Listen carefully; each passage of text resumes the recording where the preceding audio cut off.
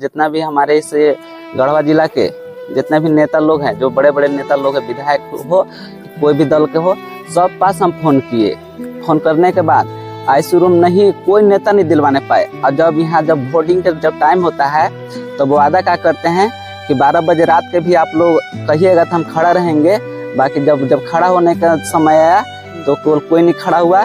मेरे पिताजी की उसे आईसीयू नहीं मिलने की वजह से आज जान चली गई।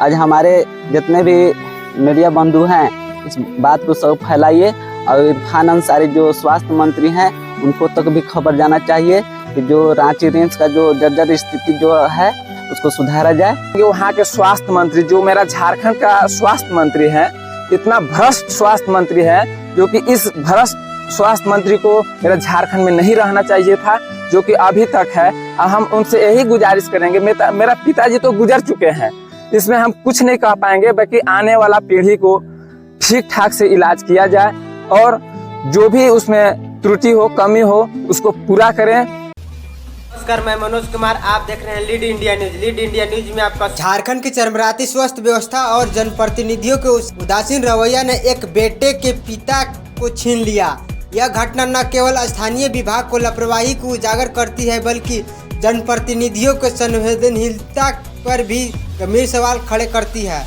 गढ़वा जिला के खरगाड़ा पंचायत का रहने वाला जगदीश चौधरी नामक व्यक्ति का तबीयत अचानक बिगड़ने पर मरीज की गंभीर स्थिति देखते हुए उन्हें डॉक्टरों ने उन्हें रांची रेफर कर दिया। रांची रिम्स में उनकी मौत हो गई।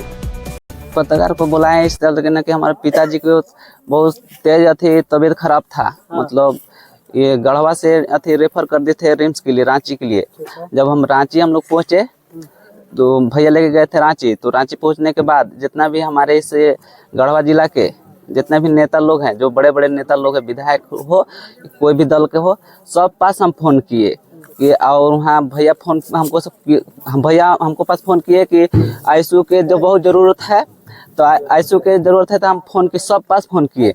फोन करने के बाद आईसीयू रूम नहीं, कोई नेता नहीं दिलवाने पाए। और जब वोटिंग का जब टाइम होता है तो वो वादा क्या करते हैं कि 12 बजे रात के भी आप लोग कहिएगा तो हम खड़ा रहेंगे।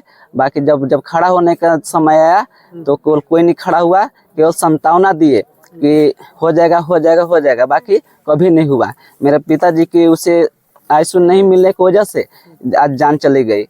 आज हमारे जितने भी मीडिया बंधु हैं, इस बात को सब फैलाइए और इरफान अंसारी जो स्वास्थ्य मंत्री हैं उनको तक भी खबर जाना चाहिए कि जो रांची रेंज का जो जर्जर स्थिति जो है उसको सुधारा जाए।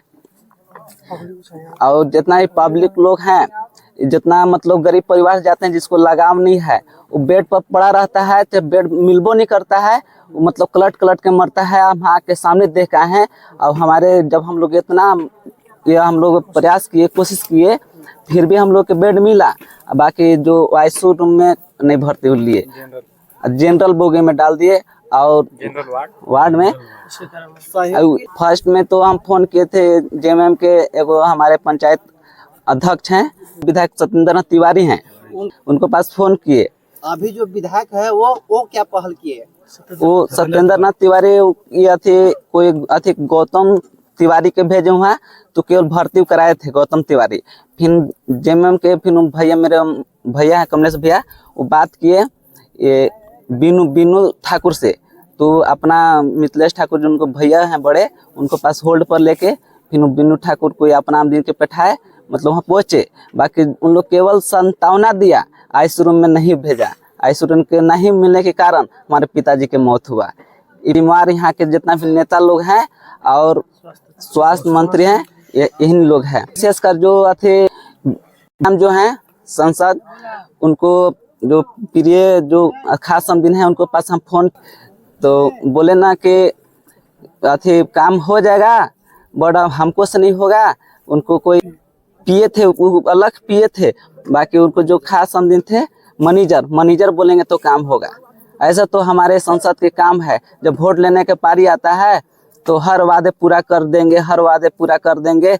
अमदिन के हमको रोड सड़क हम मांगने नहीं गए थे, हम अपने पिताजी के इलाज के लिए हम सहायता मांग रहे थे। इलाज के लिए हम आईसीयू रूम मांगने गए थे। आप क्या चाहते हैं? हमारे जो हमारे जो एक छोट बहन है, उनको अभी शादी करना है, वो हेल्प मिल जाए, हम वही मांग करते हैं। आप सहायता के लिए किन के पास गए थे कि आपको प्रतिनिधि लोग जो है सहायता नहीं पहुंचा पाए? सबसे पहले मेरा माननीय सत्येंद्र नाथ तिवारी यहाँ के विधायक अभी है फिलहाल वर्तमान में, जो कि सबसे पहले उन्हीं के पास हम कॉल किए थे। आदमी तो बैठा है वहाँ, मेरे रिम्स में पहुँचे और हम लोग जो जितना जांच वहाँ के डॉक्टर बोले थे, हर जांच हम लोग खुद से ही करा लिए थे, जो कि वहाँ पे इमरजेंसी केवल सैटरडे को चालू था और सैटरडे 2 बजे के लगभग में जो MBBS जो डॉक्टर होते हैं वो चले जाते हैं। जो जूनियर डॉक्टर रहते हैं वो मेरे पिताजी के पास आते हैं और इलाज के लिए वो कुछ लिखते हैं, दवा ववा लिखते हैं। और मेरा पिताजी का सीरियस बहुत गंभीर था, जो ICU में भर्ती होने लायक थे। हम लोग ICU का मांग किए, वहाँ वार्ड नंबर हम लोग को मिल गया। हम लोग बोले कि हमारा पिताजी का सीरियस बहुत गंभीर है, जो कि मेडिसिन वार्ड में जाने लायक नहीं है। मेरा पिताजी का ICU का जरूरी है, पल्स क्या है उसका जो है ना वो मेंटेन के लिए हम लोग देखना चाहते थे, ICU में भर्ती करवाना चाहते थे, जो कि वहाँ के कोई ऐसा हम लोग को सुविधा ना मिला।